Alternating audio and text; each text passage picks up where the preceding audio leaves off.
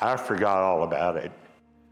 So many years later, in 2004, I had a reunion, and one of the folks at the reunion was Lieutenant Ackerman, but he had retired as a 3-star. He was Inspector General of the Army, and he knew that I didn't receive the Medal of Honor that he put me in for the other act, for the act that he started the process all over again. But at the reunion, we were asked to tell what we had done since Vietnam and what, and each of us had a time at the podium. What was our happiest time? What was our scariest time in Vietnam? And just certain things. And Lieutenant Ackerman was sitting right down in the front row. And I talked a little bit about things, and then I looked right at him and I said, "Do you remember when the window exploded out?" He said, "Well, yeah, I remember." And I said, "I went in the corner and lit a cigarette. That's why the window exploded." See, I never told him that. I said, there were 14 of us on the mission and 14 of us went back. I said, I would have taken that story to my grave if if anybody had been killed or injured, but thank God no one was. And he like shook his head like, I wondered, wondered how they were such a good shot. Now, I've told that story talking about Kentucky Wounded Heroes. Every time I tell that story, I can feel it. I can feel it in my, really a deep, it takes a little while to come down from it because all the adrenaline is, it's coming back, which is not exactly a bad thing. But in Alaska, around the campfire at night, where we were all, telling tales, state troopers and Army, Marine veterans, Navy veterans, all had their story. And like I said, after telling this story, I just had to sit down and try to relax. And so anyway, but that is one of the things that really, talking to other veterans who have been there and done that in one way or another, whether it be a trooper who was in a fight and had been injured, or we all understand that feeling, that adrenaline, and I had never had that before.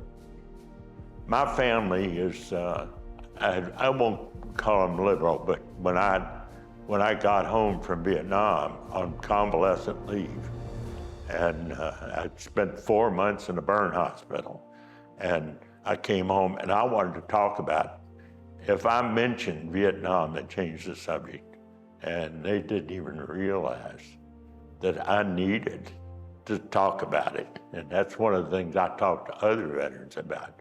You need to. Thank God I was reunited with my wife, who I dated when she was 15 and I was 19. I was just too old for her. I took her out for a while and it's not gonna go anywhere. Well, then I came home on convalescent leave and she was 18, almost 19. And I was 22, almost 23.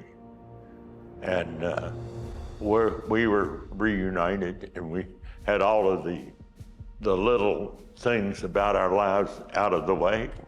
So we were married 6 weeks later. So been married ever since. I've been hunting, fishing in Alaska, and fishing at up in the Great Lakes, and pheasant hunting. People say, well, that's great. Kentucky Wounded Heroes is taking you on all of these nice, catching fish and killing pheasants. It's not about the hunting. It's not about the fishing. It really isn't. I mean, I didn't grow up a big hunter or big fisherman. I've done some of it, but it's really about the camaraderie, Like I told Chuck earlier, it's just a relationship that transcends any other relationship. It's even after all these years where, I put so much to bed, it's good to bring it to the surface. And it's good to hear other people bring it to the surface. And, talking about my wife back then, when we got back together, she picked my brain. She wanted to know everything.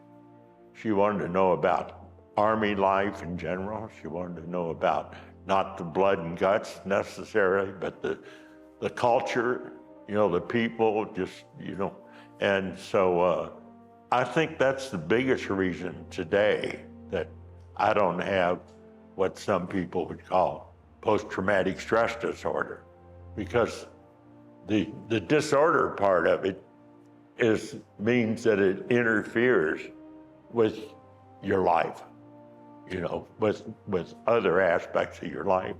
And it does not, I have some, like I told the story, and I have the feeling, would you call that stress? I don't think so. I just revisiting. Well, about Wounded Heroes, I think they need to go on the website and, look at what Kentucky Wounded Heroes does.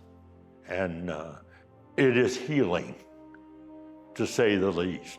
If you're out there with a lot of problems and just don't want to be around, other people with problems, that's not the way it is at all. It is healing.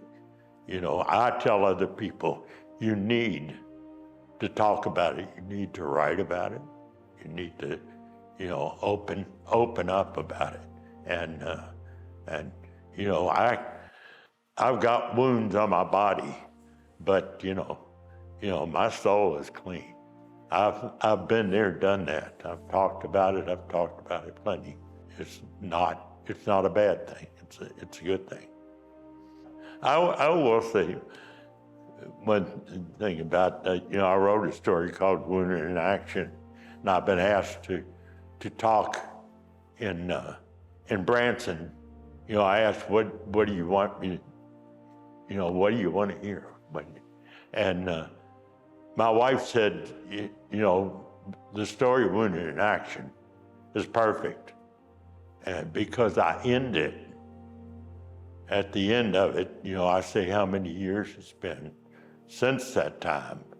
And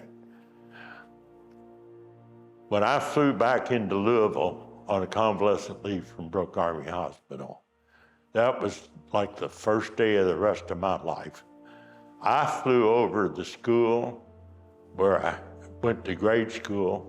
I was raised Catholic and went to St. Bridget's School. The flight path went right over my school, right over the playground where I learned how to play basketball. And, I could just see all of my town so well, the way the flight.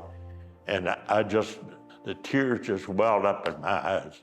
I just could not believe that I made it home and how wonderful this is.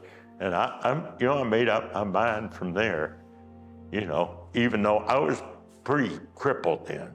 I mean, my left hand looked like a pound of fresh ground beef.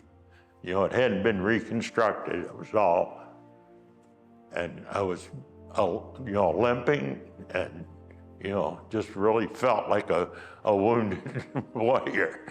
And, but I just felt so good about having my life back. It's just so wonderful. So, I would tell people out there, get in touch with Kentucky Wounded Heroes. Look at their website, look at what they do for people. And if there's anybody out there that sees this, that wants to help Kentucky Wounded Heroes, it's a needed thing.